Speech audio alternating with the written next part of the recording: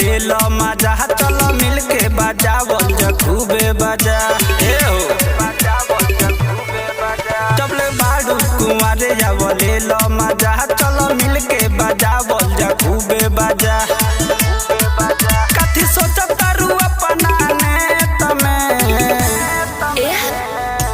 अब नहीं आइब यारवा मिले तो हंस खेत में रोतिए के लिहले बाड़े दर्द होता पेट में।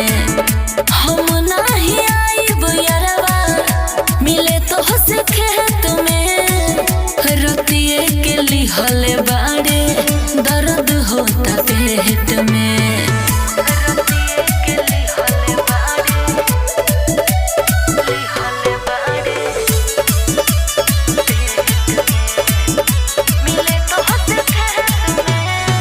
तोरे धारावल रोज के आदतिया आज काहे बोलता रुई बतिया केतनो रोइले केतनो चिल्लाई धके दबावे लागेल तो छतिया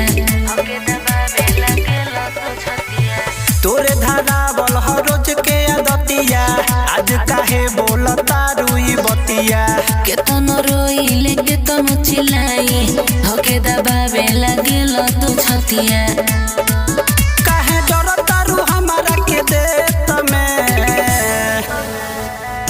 अब नहीं आइब यारवा मिले तो हंस खेत में रोतिए के लिहले बाड़े दर्द होता पेट में।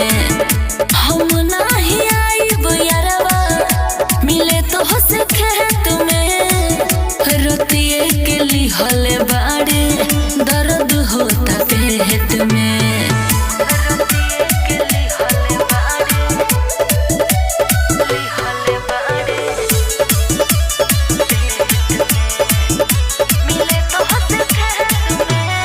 रामजीत बबुआ के बुझा तू फील हो अर्जुन यारियन के तू न दिल हो ना दादा की हो अगर जानो जाए हो जाए जियल हमार मुश्किल हो। रामजीत बबुआ के बुझा तू फील हो अर्जुन यारियन के तू न दिल हो ना दादा की हो अगर जानो जाए हो जाए जियल हमार मुश्किल हो। मजा आवे तारा योगिला गेट में अब नहीं आइब यारवा मिले तो हंस खेत में रोतिए के लिहले बाड़े दर्द होता पेट में। हम नहीं आइब यारवा मिले तो हंस खेत में रोतिए के लिहले बाड़े दर्द होता पेट में। चाहत रिकॉर्डिंग स्टूडियो बेतिया।